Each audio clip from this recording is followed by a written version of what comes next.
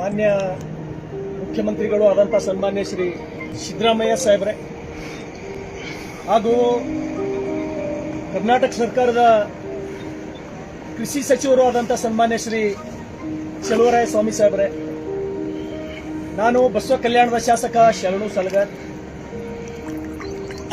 ಹುಲ್ಸೂರು ಗ್ರಾಮದ ಹುಲ್ಸೂರು ಪಟ್ಟಣದ ಹುಲ್ಸೂರು ತಾಲೂಕಿನ ನಮ್ಮ ರೈತರ ತೊಗರಿ ಬೆಳೆಯಲ್ಲಿ ನಾನು ವೀಕ್ಷಣೆಯನ್ನ ಮಾಡಿ ಏನೋ ರೈತರಿಗೆ ಸಾಂತ್ವನ ಹೇಳಬೇಕು ಅಂತೇಳಿ ನಾನು ಬಂದಿದ್ದೆ. ಅತಿಯಾದ ಮಳೆಯಿಂದ ಹಾಗೂ ಮಹಾರಾಷ್ಟ್ರದಲ್ಲಿ ಧಾರಾಕಾರವಾಗಿ ಸುರಿದಂತಹ ಮಳೆಯಿಂದ ಅದನ್ನೆಲ್ಲ ಹುಲ್ಸೂರು ತಾಲೂಕಿನ ಸಮಸ್ತ ರೈತರು, ಬಸವ ಕಲ್ಯಾಣ ತಾಲೂಕಿನ ಸಮಸ್ತ ರೈತರ ಬದುಕು ಯಾವ ರೀತಿ ಈ ತೊಗರಿ ಬೆಳೆಯನ್ನ ನಂಬಿ, ಈ ತೊಗರಿ ಬೆಳೆಯನ್ನ ಆಧಾರವಾಗಿ ನಮ್ಮ ಜನ ಬದುಕ್ತಾರೋ, ಯಾವ ರೀತಿ ತೊಗರಿ ಬೆಳೆ ಸುಮಾರು 7 ಅಡಿ ಎತ್ತರಕ್ಕೆ ಬೆಳೆದಂತ ಈ ತೊಗರಿ ಬೆಳೆ ಯಾವ ರೀತಿ ನೀರಲ್ಲಿ ನಿಂತಿದೆಯೋ ಇದೇ ರೀತಿ ನಮ್ಮ ರೈತರ ಬದುಕು ಬಹುತೇಕ ಅಕ್ಷರಶಃ ಆ ನೀರಲ್ಲಿ ಮುಳುಗಿದೆ. ಮಾನ್ಯ ಮುಖ್ಯಮಂತ್ರಿಗಳೇ, ನಾನು ಇದೀಗ ತಾನೇ ಒಂದು ಕಬ್ಬಿನ ಗದ್ದೆಗೆ ಹೋಗಿ ಕಬ್ಬಿನ ಗದ್ದೆ ಯಾವ ರೀತಿ ನೀರಿನಲ್ಲಿ ಮುಳುಗಿ ರೈತರ ಬದುಕು ಎಷ್ಟು ನಿಜವಾಗಿಯೂ ಕೂಡ ಆ ಬೆಳೆ ಕಷ್ಟಪಟ್ಟು ಬೆಳೆದು ಸಾಲ ಸೂಲ ಮಾಡಿ ಗೊಬ್ಬರ ಹಾಕಿ ಬೆಳೆದಂತ ರೈತರಿಗೆ ಎಷ್ಟು ಕಷ್ಟ ಆಗಬಹುದು ಅಂತಕ್ಕಂಥದ್ದನ್ನು ನಾನು ಈಗಾಗಲೇ ತೋರಿಸಿದ್ದೇನೆ. ಈ ಭಾಗದ ರೈತರು ಕಲ್ಯಾಣ ಕರ್ನಾಟಕ, ಉತ್ತರ ಕರ್ನಾಟಕ, ವಿಶೇಷವಾಗಿ ಬೀದರ್ ಜಿಲ್ಲೆ, ಕಲಬುರಗಿ ಜಿಲ್ಲೆ, ಯಾದಗಿರಿ ಜಿಲ್ಲೆ, ನಮ್ಮ ರೈತರ ಬದುಕು ಯಾವುದರ ಮೇಲೆ ಅವಲಂಬನೆ ಆಗಿದೆ ಅಂದ್ರೆ ಈ ತೊಗರಿ ಮೇಲೆ ಮಾತ್ರ. ಮಾನ್ಯ ಮುಖ್ಯಮಂತ್ರಿಗಳೇ, ನಾನು ವಿನಂತಿಯನ್ನ ಮಾಡ್ತೇನೆ, ಒಂದ್ ವೇಳೆ ಈ ತೊಗರಿ ಹೋಯ್ತು, ನಮ್ಮ ರೈತರ ಬದುಕು ಮುಗಿತು. ನಮ್ಮ ತೊಗರಿ ಬರೀ ಒಂದು ಸ್ವಲ್ಪ ನೀರ್ ಹತ್ತಂದ್ರು ಇದು ಬಿಸಿಲು ಬಿತ್ತಂದ್ರೆ ಕೆಂಪುಗಾಗಿ ಹೋಗ್ತದ. ಇವತ್ತ ಸುಮಾರು 5 ಅಡಿ ನೀರೊಳಗೆ ನಿಂತಂತ ತೊಗರಿ ಬೆಳೆ ಏನಾಗಬಹುದು ಅಂತಕ್ಕಂಥದ್ದು ತಾವು ಕಲ್ಪನೆ ಮಾಡ್ಕೊಳ್ರಿ. ನಾನು ವಿನಂತಿಯನ್ನ ಮಾಡ್ತೇನೆ, ಒಳ್ಳೆ ಬೆಳೆ ಒಳ್ಳೆ ಮಳೆ ಆದ್ರೂ ಕೂಡ ನಮ್ಮ ರೈತರಿಗೆ ಕಷ್ಟ ತಪ್ಪಿದ್ದಲ್ಲ, ನಮ್ಮ ರೈತರಿಗೆ ಸುಖ ಇಲ್ಲ. ಈ ಭಾಗದ ರೈತರಿಗೆ ಒಳ್ಳೆ ಬೆಳೆ ಒಳ್ಳೆ ಮಳೆ ಆದ್ರೂ ಕೂಡ ಈ ಸಲ ಅತಿಯಾದ ಮಳೆಯಿಂದ, ವಿಪರೀತ ಮಳೆಯಿಂದ ರೈತರ ಬದುಕು ಬರಡಾಗಿದೆ. ನಾನು ಸಂಬಂಧಪಟ್ಟಂತ ಕಂದಾಯ ಇಲಾಖೆಯ ಅಧಿಕಾರಿಗಳಿಗೆ ಜೊತೆಯಲ್ಲೇ ಕರ್ಕೊಂಡು ಈ ಹೊಲದ ಮಾಲೀಕರಾದಂತಹ ರೈತರಿಗೆ ಸಂಗಡ ಕರ್ಕೊಂಡ್ಬಂದು ನಾನೀಗ ತಮಗ್ ತೋರಿಸ್ತಕ್ಕಂತ ಪ್ರಯತ್ನ ಮಾಡಿದ್ದೇನೆ. ಇದು ಒಂದು ಭಾಗ ಅಷ್ಟೇ. ಸಮಸ್ತ ಬಸವ ಕಲ್ಯಾಣದ ಎಲ್ಲ ಬೆಳೆ ಈ ಸಲ ನೀರಲ್ಲಿ ಮುಳುಗೋಗಿದೆ. ಆ ಏನು ಉದ್ದ ಹೆಸರ ರಾಶಿ ಆದರೂ ಕೂಡ ಆ ರಾಶಿ ಒಯ್ದು ದನದ ಎದುರು ಇಟ್ಟರೂ ಕೂಡ ಇಂತಕ್ಕಂಥ ಪರಿಸ್ಥಿತಿ ಇಲ್ಲ. ರೈತರು ಯಾವ ರೀತಿ ಬದುಕಬೇಕು, ರೈತರ ಮುಂದಿನ ಭವಿಷ್ಯ ಏನು, ನಾವು ರೈತರು ಮಾತೆತ್ತರ ರೈತ ಜೀವನಾಡಿ, ರೈತನಿಂದ ನಮ್ಮ ಬದುಕಂತೇಳಿ ನಾವು ಎಲ್ಲರೂ ರಾಜಕಾರಣಿಗಳು ಭಾಷಣ ಮಾಡ್ತಾ ಇದ್ದೀವಿ. ಮಾನ್ಯ ಮುಖ್ಯಮಂತ್ರಿಗಳೇ, ನಾನು ನಿಮ್ಗ ಈ ಭಾಗದ ಶಾಸಕನಾಗಿ, ಇಲ್ಲಿ ಒಬ್ಬ ಜವಾಬ್ದಾರಿ ವ್ಯಕ್ತಿಯಾಗಿ ನಾನು ವಿನಂತಿಯನ್ನು ಮಾಡ್ತೇನೆ. ಇದು ತಾವು ಒಂದು ಹೊಲ ಅಷ್ಟೇ ನೋಡ್ತಾ ಇದ್ದೀರಿ, ಇದಕ್ಕಿಂತ ದುಸ್ಥಿತಿಯಲ್ಲಿರ್ತಕ್ಕಂಥದ್ದು, ಇದಕ್ಕಿಂತ ಕೆಟ್ಟ ಪರಿಸ್ಥಿತಿಯಲ್ಲಿರ್ತಕ್ಕಂಥದ್ದು ಸುಮಾರು 1,000 ಕಡೆ ತಾವು ಏನಾರ ಬಂದ್ರೆ ನಾನು ನಿಮ್ಗೆ ತೋರಿಸಬಹುದು. 1,000 ಕಡೆ, ಅದೆಷ್ಟು 1,000 ಹೆಕ್ಟೇರ್ ತೊಗರಿ, ಅದೆಷ್ಟು 1,000 ಹೆಕ್ಟೇರ್ ಸೋಯಾಬೀನ್, ಉದ್ದ, ಹೆಸರು, ಎಳ್ಳ ಪ್ರತಿಯೊಬ್ಬರು ಬೆಳೆದು ದಸರಾ ದೀಪಾವಳಿ ಮಾಡಬೇಕು ಅಂತಕ್ಕಂಥ ರೈತರ ಬಾಯ್ದೊಳಗ ಈ ಸಲದ ಮಳೆಯಿಂದ ಮಣ್ಣು ಬಿದ್ದಿದೆ. ಮಾನ್ಯ ಮುಖ್ಯಮಂತ್ರಿಗಳೇ, ಕೃಷಿ ಸಚಿವರೇ, ದಯಮಾಡಿ ಏನು ಪಕ್ಕದ ಮಹಾರಾಷ್ಟ್ರದ ಮುಖ್ಯಮಂತ್ರಿಗಳು ದೇವೇಂದ್ರ ಫಡ್ನವೀಸ್ ಅವರು ಬಂದು ಈ ಭಾಗದಲ್ಲಿ ಇರ್ತಕ್ಕಂಥ ರೈತರಿಗೆ, ನಮ್ಮ ನೆರೆ ಜಿಲ್ಲೆ, ನನ್ನ ನೆರೆ ತಾಲೂಕಾ ನಿಲಂಗ ನಿನ್ನ ಬಂದು ಸ್ವತಃ ಮುಖ್ಯಮಂತ್ರಿಗಳೇ ಬಂದು ಹೊಲ ಓಡಾಡಿ ಆ ರೈತರಿಗೆ ಭರವಸೆ ಕೊಟ್ಟು ಹೋದ್ರು.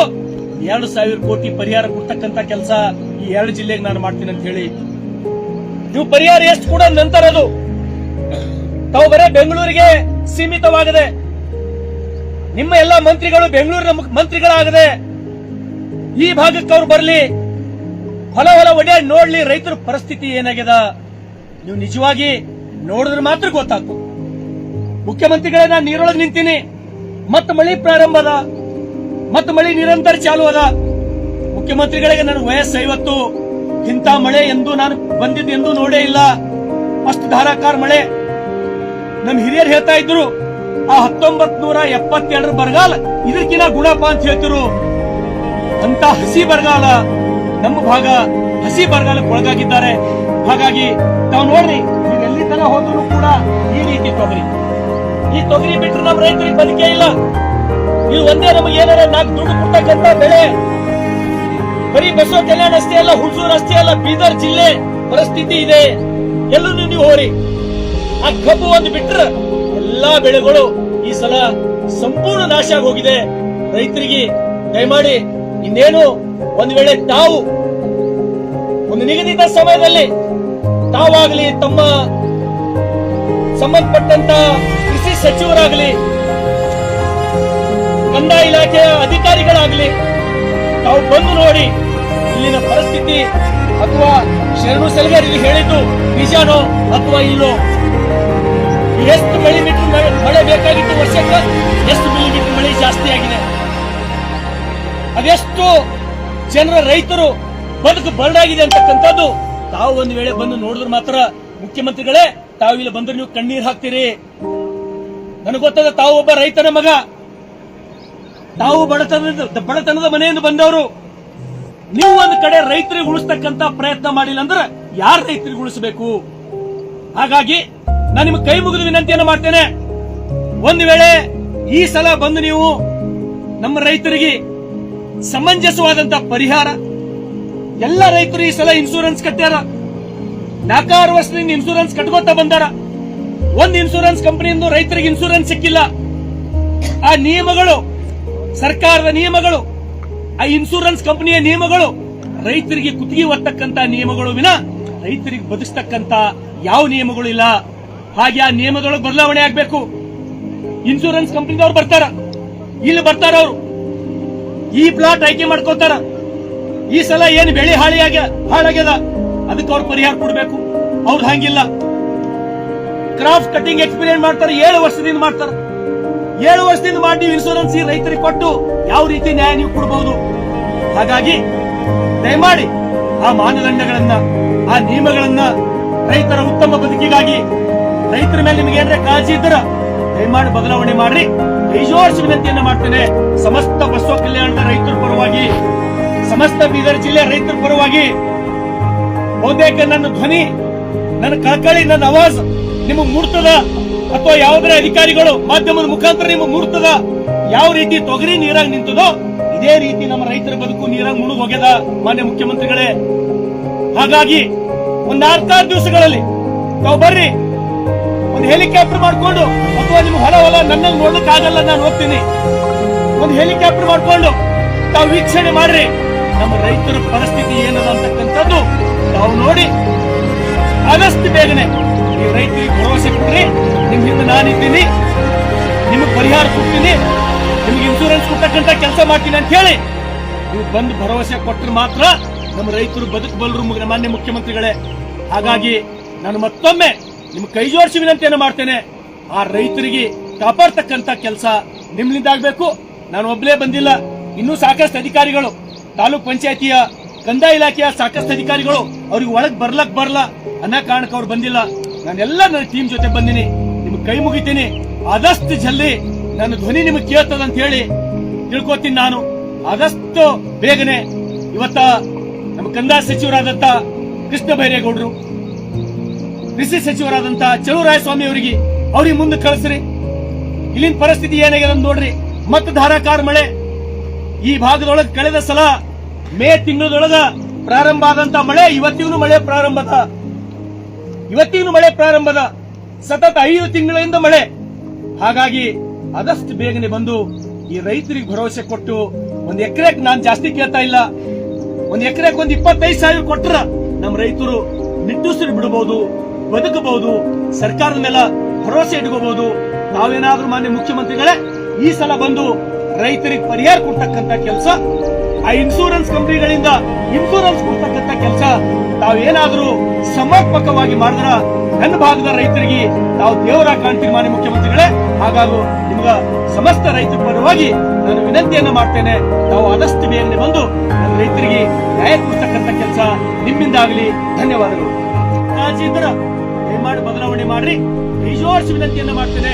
ಸಮಸ್ತ ಬಸವ ಕಲ್ಯಾಣದ ರೈತರ ಪರವಾಗಿ, ಸಮಸ್ತ ಬೀದರ್ ಜಿಲ್ಲೆ ರೈತರ ಪರವಾಗಿ ಬಹುತೇಕ ನನ್ನ ಧ್ವನಿ, ನನ್ನ ಕಳಕಳಿ, ನನ್ನ ಆವಾಜ್ ನಿಮಗೆ ಮೂಡ್ತದ ಅಥವಾ ಯಾವುದೇ ಅಧಿಕಾರಿಗಳು ಮಾಧ್ಯಮದ ಮುಖಾಂತರ ನಿಮಗೆ ಮೂಡ್ತದ, ಯಾವ ರೀತಿ ತೊಗರಿ ನೀರಾಗಿ ನಿಂತದೋ ಇದೇ ರೀತಿ ನಮ್ಮ ರೈತರ ನೀರಾಗಿ ಮುಗಿದು ಹೋಗ್ಯದ ಮಾನ್ಯ ಮುಖ್ಯಮಂತ್ರಿಗಳೇ. ಹಾಗಾಗಿ ಒಂದು 4 ದಿವಸಗಳಲ್ಲಿ ನಾವು ಬರ್ರಿ, ಹೆಲಿಕಾಪ್ಟರ್ ಮಾಡ್ಕೊಂಡು ಅಥವಾ ನೀವು ಹೊಲ ನನ್ನಲ್ಲಿ ನೋಡಕ್ಕಾಗಲ್ಲ, ನಾನು ಹೋಗ್ತೀನಿ, ಒಂದು ಹೆಲಿಕಾಪ್ಟರ್ ಮಾಡ್ಕೊಂಡು ತಾವು ವೀಕ್ಷಣೆ ಮಾಡ್ರಿ, ನಾವು ನೋಡಿ ಆದಷ್ಟು ಬೇಗನೆ ಈ ರೈತರಿಗೆ ಭರವಸೆ ಕೊಡ್ರಿ. ನಿಮ್ ಹಿಂದೆ ನಾನಿದ್ದೀನಿ, ನಿಮಗ್ ಪರಿಹಾರ ಕೊಡ್ತೀನಿ, ನಿಮ್ಗೆ ಇನ್ಸೂರೆನ್ಸ್ ಕೊಟ್ಟಕ್ಕಂತ ಕೆಲಸ ಮಾಡ್ತೀನಿ ಅಂತ ಹೇಳಿ ನೀವು ಬಂದು ಭರವಸೆ ಕೊಟ್ಟರೆ ಮಾತ್ರ ನಮ್ಮ ರೈತರು ಬದುಕಬಲ್ಲರು ಮಾನ್ಯ ಮುಖ್ಯಮಂತ್ರಿಗಳೇ. ಹಾಗಾಗಿ ನಾನು ಮತ್ತೊಮ್ಮೆ ನಿಮ್ಗೆ ಕೈ ಜೋಡಿಸಿ ವಿನಂತಿಯನ್ನು ಮಾಡ್ತೇನೆ, ಆ ರೈತರಿಗೆ ಕಾಪಾಡ್ತಕ್ಕಂತ ಕೆಲಸ ನಿಮ್ಮಿಂದ ಆಗ್ಬೇಕು. ನಾನು ಒಬ್ಬನೇ ಬಂದಿಲ್ಲ, ಇನ್ನೂ ಸಾಕಷ್ಟು ಅಧಿಕಾರಿಗಳು, ತಾಲೂಕ್ ಪಂಚಾಯತಿಯ ಕಂದಾಯ ಇಲಾಖೆಯ ಸಾಕಷ್ಟು ಅಧಿಕಾರಿಗಳು ಅವ್ರಿಗೆ ಒಳಗ್ ಬರಲ್ಲ ಅನ್ನೋ ಕಾರಣಕ್ಕೆ ಅವ್ರು ಬಂದಿಲ್ಲ. ನಾನೆಲ್ಲ ನನ್ನ ಟೀಮ್ ಜೊತೆ ಬಂದಿನಿ, ನಿಮ್ಗೆ ಕೈ ಮುಗಿತೀನಿ. ಆದಷ್ಟು ಜಲ್ದಿ ನನ್ನ ಧ್ವನಿ ನಿಮಗೆ ಕೇಳ್ತದಂತ ಹೇಳಿ ತಿಳ್ಕೊತೀನಿ ನಾನು.